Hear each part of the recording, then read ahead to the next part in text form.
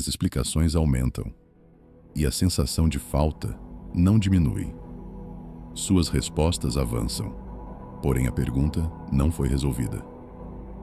Há uma pergunta lá fora que se recusa a ser ignorada. Nenhuma distração, por mais intensa, pode resolvê-la. Ela só muda o volume por um tempo. Há uma pergunta dentro de você que se recusa a ser resolvida com explicações lógicas. E não existe raciocínio que contorne esse fato.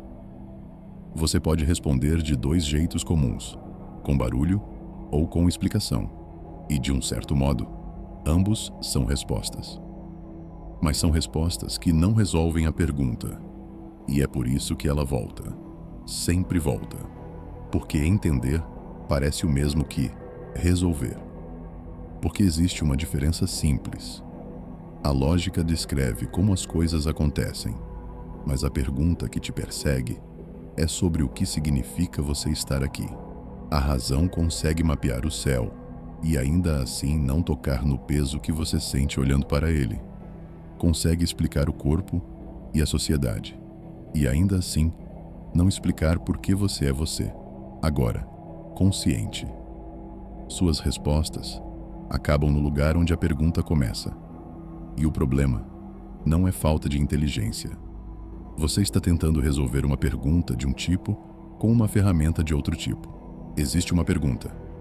É uma pergunta que existe antes mesmo de você perceber que ela existe. Essa pergunta também está dentro de você.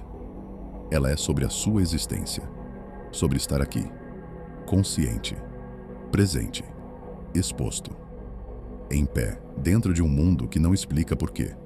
Você responde a pergunta ignorando que ela existe, não dizendo, não sinto nada, mas vivendo como se não houvesse nada para encarar. Você troca a pergunta por rotina, por tarefa, por meta, por prazo, por agenda cheia. Você se distrai, você se mantém ocupado, você enche seu tempo de movimento, esforço e urgência. E isso parece uma resposta, porque enquanto você está em ação, a pergunta fica longe. Enquanto há barulho, ela parece menor, e por um tempo, funciona. A pergunta incomoda menos, mas não some.